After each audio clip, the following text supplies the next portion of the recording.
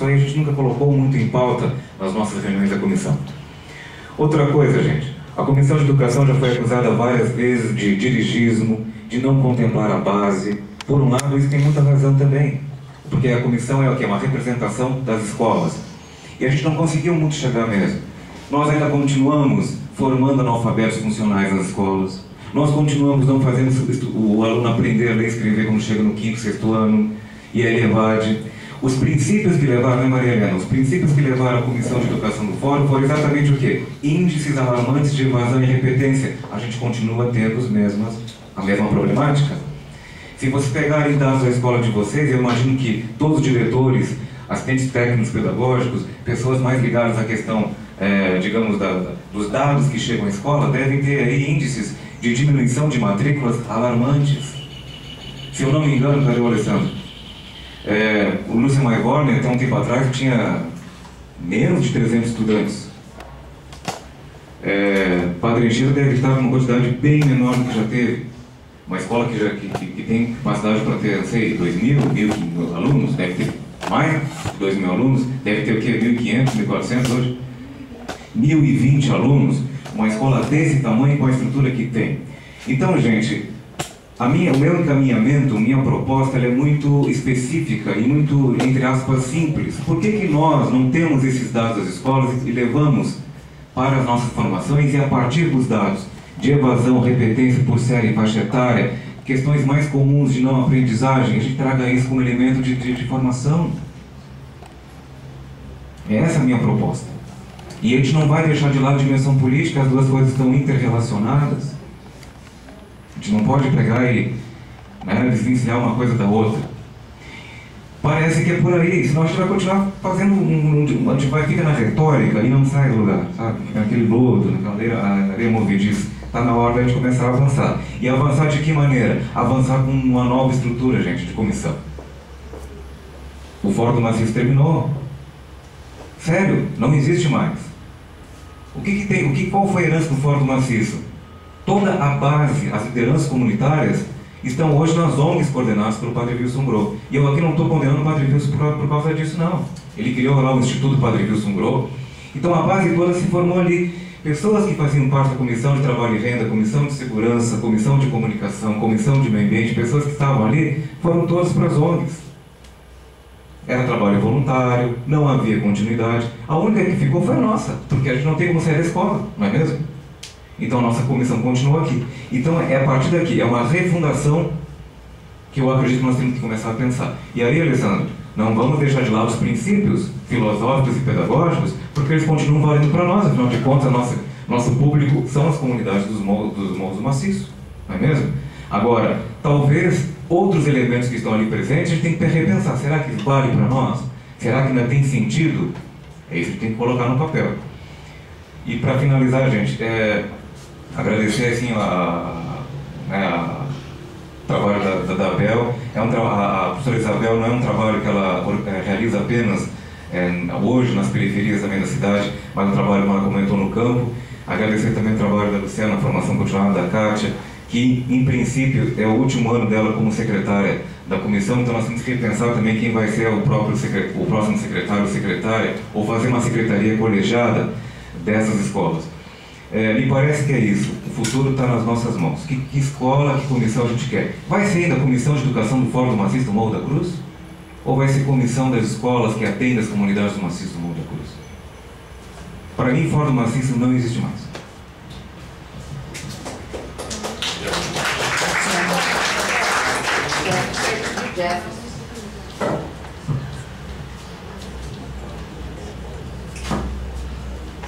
Tem mais alguém inscrito? Acho que é só a última, né, Kátia?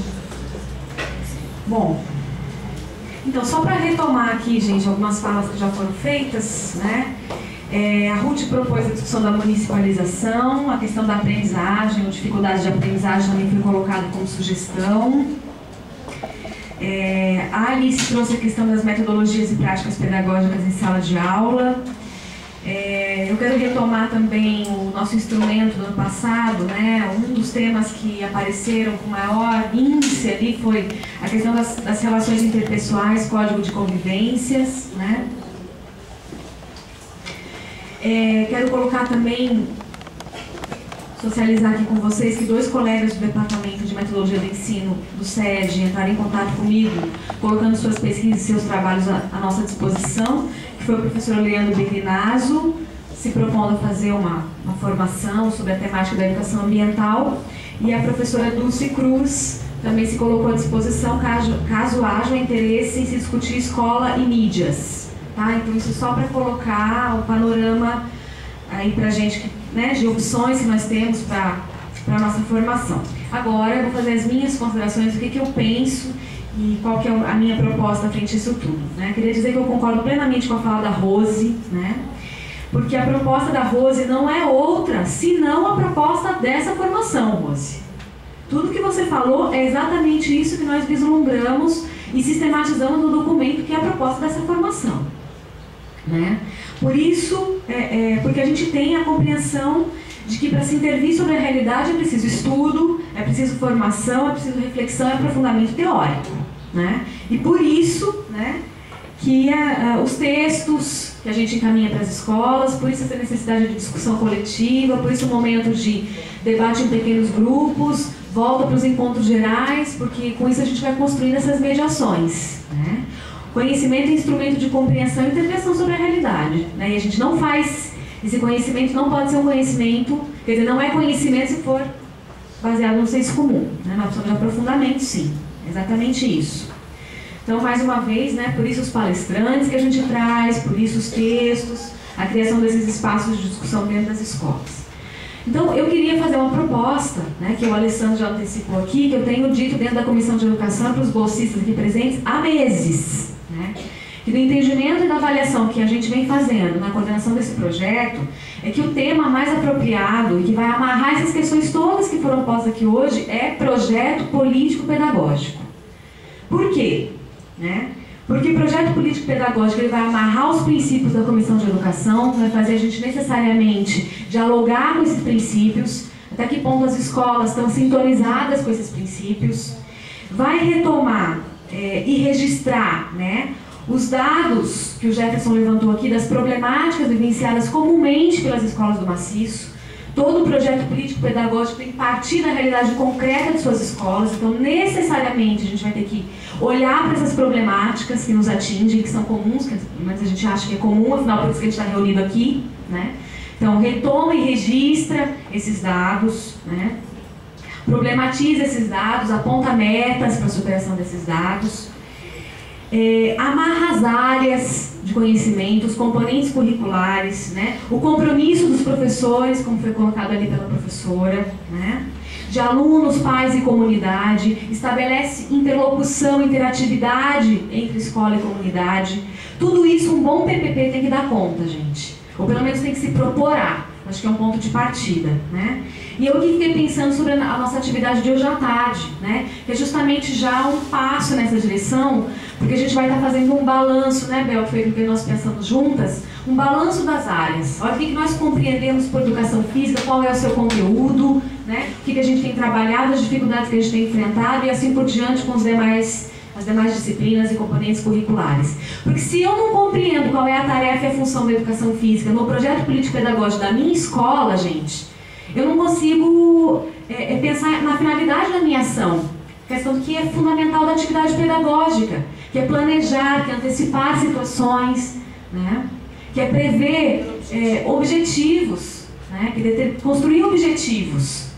Né? Então, amarrar os componentes curriculares, né? O meu lugar como professora de uma área específica dentro da escola. Tudo isso, gente, o que amarra para nós é projeto político-pedagógico. Né? Então, a questão da superação das dificuldades de aprendizagem, né, elas têm que ser meta do projeto político-pedagógico, de todos os professores, né? Porque se não for isso tudo que eu falei, o PPP se torna um documento sem vida, né? Um documento morto, vazio, sem nenhuma relação com o cotidiano escolar. Então eu acho que é uma forma da gente articular o político e o pedagógico, né? É uma forma da gente articular o político e o pedagógico e articular todas essas questões que foram faladas aqui, né? Então, talvez uma das tarefas para nós, né, a partir dessa formação, desse encontro aqui de hoje, seja justamente voltar para as nossas escolas, para os nossos coletivos locais, os espaços em que a formação continuada aqui está propiciando, está incentivando e possibilitando, né? Para a gente resgatar esses dados que o Jefferson chamou a atenção aqui, né, da sua necessidade, resgatar quais são as problemáticas que a gente enfrenta, registrar isso em documento, né? Pensar sobre o papel, o lugar, a identidade das áreas, né, dos componentes curriculares e fazer uma reflexão sobre a interatividade, a relação, a sintonia, né, das nossas escolas com os princípios da Comissão de Educação do Fórum do Maciço. Né? Uma das expectativas desse projeto, que é meta do nosso projeto, é quem sabe chegar ao final do ano com a construção de um projeto político-pedagógico da Comissão de Educação, né? Com metas gerais, né, para o conjunto das escolas. E aí os PPPs de cada escola tem que dialogar com esse projeto maior, né? Mas ele ainda está por ser construído, né? Eu acho que cabe a nós, nas nossas mãos, essa tarefa nesse momento. Então essa é a minha proposta. A Bel pediu a palavra, mas daqui a pouco, depois da fala dela, a gente parte para os encaminhamentos. É só um esclarecimento. Porque quando a Luciana nos convidou, a mim e outros colegas, para pensar nisso, o que nós falamos é que só é possível, né, que o professor trouxe aqui, a partir do lugar social que cada um ocupa. Não é? No que a gente pode estar contribuindo. No que, por exemplo, vocês do fórum podem estar dizendo para os professores das áreas que é demanda e que os professores podem estar contribuindo. Por isso também que a gente falou, se não for isso, não tem problema à tarde, os professores sabem disso, né? Quando foi proposto é que de manhã estaria sendo discutido e à tarde, mesmo que os professores venham agora de manhã, mesmo que os professores venham e não seja essa a demanda posta, teria que ser a demanda que é deste coletivo. E não tem problema mesmo, ninguém vai se sentir ofendido mesmo, nem vocês se sintam constrangidos. Porque a demanda do aprender a ler e escrever, a gente está vendo lá, né, Cris? A gente está vendo essa demanda que o governo federal instituiu de não cumprimento do Fundeb, que foi a criação do ensino fundamental, né, de 9 anos, foi trazer a grana que era da educação infantil para o ensino fundamental e não usar essa grana para o ensino fundamental. Então os professores estão recebendo as crianças pequenas também não estão tendo o atendimento específico que deveriam ter. As escolas também não estão tendo toda a organização do espaço para essas crianças pequenas. Não é? Além de tudo que vocês colocaram aqui, estou puxando a sardinha mais para o meu lado, que é onde eu atuo mais. E é onde a gente está vendo a não aplicabilidade dessa grana do governo federal para o ensino fundamental, que era para ser em 2010 a implementação, e a implementação no sentido de garantir as condições para isso, que era formação, espaço físico e materiais. Essas 3 ações não ocorreram. Jogaram as crianças lá, jogaram os professores lá, nos lugares que já eram ocupados pelas crianças maiores, não é? E nem o trabalho na escola para esse acompanhamento. Então era nesse sentido, de ver se é esse o movimento, se é essa a demanda que está posta, e se em alguns momentos se divide, sabe? Buscar uma metodologia que não necessariamente o tempo todo auditório. Pode ser um momento que seja só em pequenos grupos, só com aquelas discussões mais temáticas. E outras questões gerais de municipalização, outras questões, em outros momentos, sabe? Combinar 2 momentos.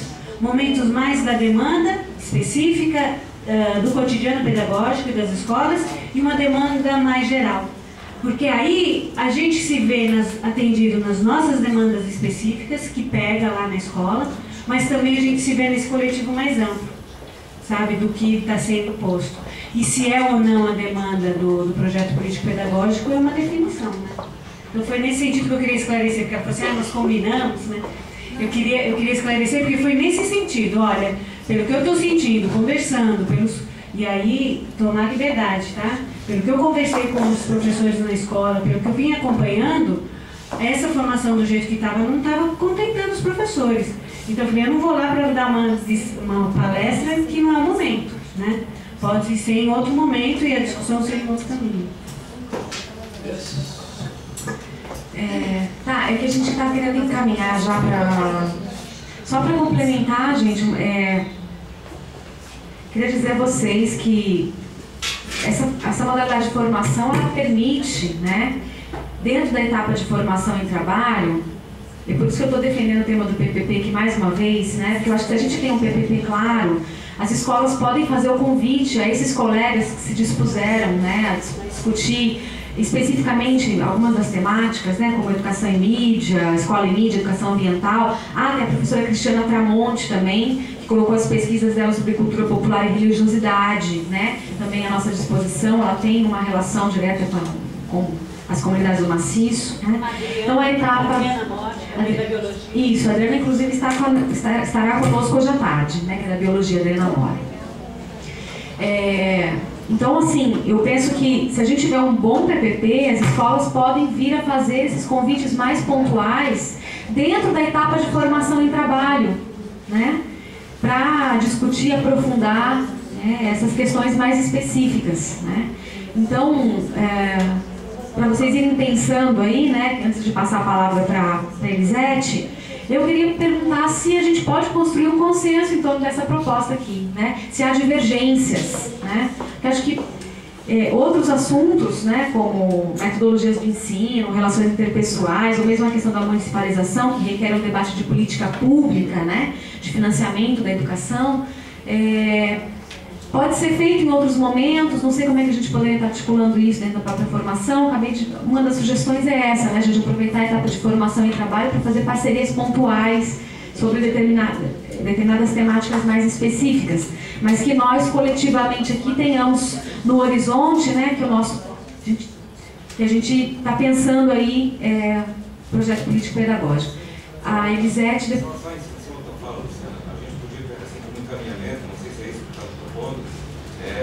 O núcleo duro seria o PPP. Isso.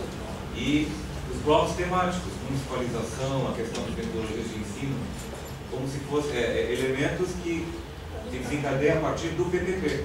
Mas o núcleo duro seria o PPP. O que se encaminha depois a partir disso são os blocos temáticos. Pode chamar? Essa a proposta. Daí a gente vai ter que amadurecer como nós vamos fazer isso, porque eu estou aqui pensando no formato da formação. A gente tem mais 3 encontros, né? Mais 3 encontros gerais como esse aqui, ao longo do ano, e temos a etapa de formação e trabalho dentro das escolas. Então, não sei se cada escola poderia eleger aí as temáticas que mais lhe interessam, o que é prioritário para o seu coletivo nesse momento, e dentro do tema geral que é PPP, fazer essas parcerias mais pontuais, né?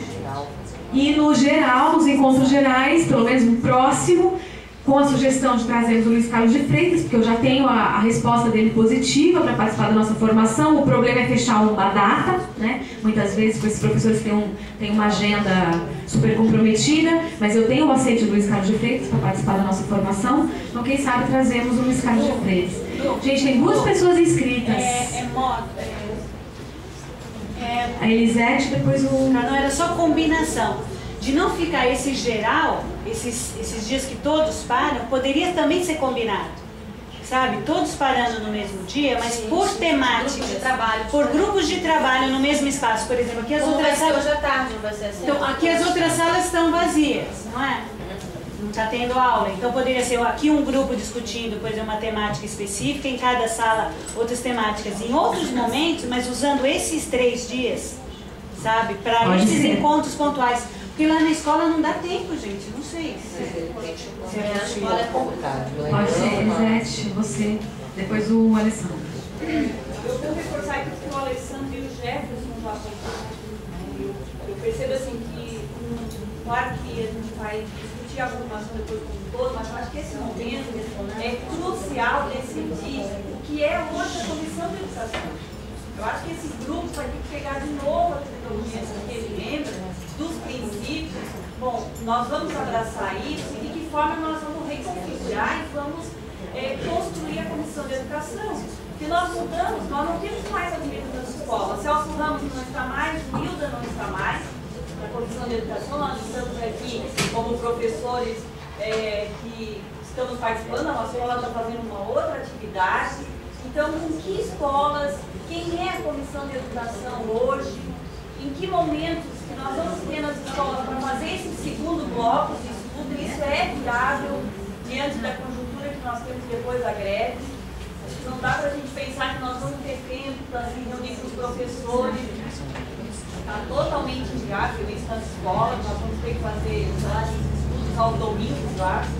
quem de fato vai abraçar esse projeto. E essa discussão a gente precisa fazer.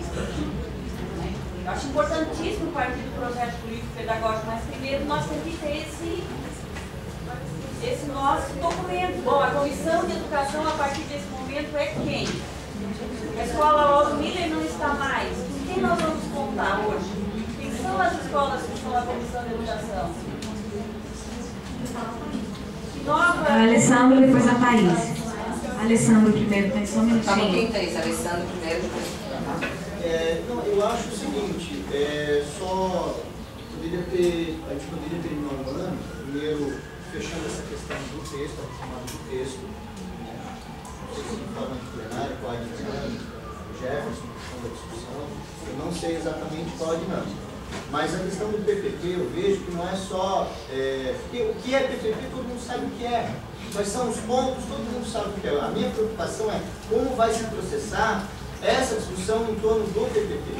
Né? Que é o seguinte, eu acho que a gente primeiro precisa aprender a fazer um diagnóstico, a diagnosticar a nossa realidade. Né? Porque, por exemplo, uma coisa básica, a gente não sabe nem com quantas famílias a gente trabalha. Às vezes a gente está com o auditório cheio de pai, mas aquele cheio representa quanto? Né? Então, se a gente não tem dados, a gente não conhece a si próprio. Né? A gente não conhece o interno das próprias escolas. Então, eu acho que a gente poderia, não sei, mas fazer um trabalho de leitura dos PPPs dentro das escolas, ou não sei se a gente não tem tempo viável para isso, mas a gente tem que, o ponto de partida para mim é a leitura do PPP, do que tem, do que cada escola tem. Né? Mas me preocupa assim, que dinâmicas a gente pode estar, porque não é uma coisa simples, fazer uma leitura do PPP, não é uma coisa simples, não é uma reunião só que se faz, esta é a minha preocupação. Se divide em blocos, tal dia se discute essa parte do PPP, tal dia se discute essa parte, tal dia se discute essa parte. Quer dizer, é uma coisa extremamente complexa. E eu, por exemplo, na minha especificidade diária, não sei operar no meu cotidiano. Eu não sei operar isso. Né? Não sei, gente. Eu só estou assim, só colocando essa preocupação. Né? Que não é só trazer alguém para palestrar, para dizer o que é um PPP. E a gente sabe, a gente tem na nossa formação, na nossa experiência cotidiana. Né? Só que assim, como é que isso se operacionaliza cotidianamente ao longo de um ano letivo inteiro? Porque se a gente se apropriar de fato disso, né, todo ano a gente vai conseguir fazer os nossos PPPs fluírem. E a partir daí a gente vai conseguir pensar temáticas. Né? Não que eu discorde da municipalização, professora, pelo contrário, eu acho que é por aí também. Só que assim, a gente está complicado de encaminhar qualquer discussão temática. Eu acho que a coisa não vai fluir, vai virar só palestrinha e tal, vão voltar para a escola como se nada fosse discutido dentro dos ambientes. Essa é a minha preocupação. Mexer primeiro lá na ferida, lá dentro da gente, das escolas. Thaís.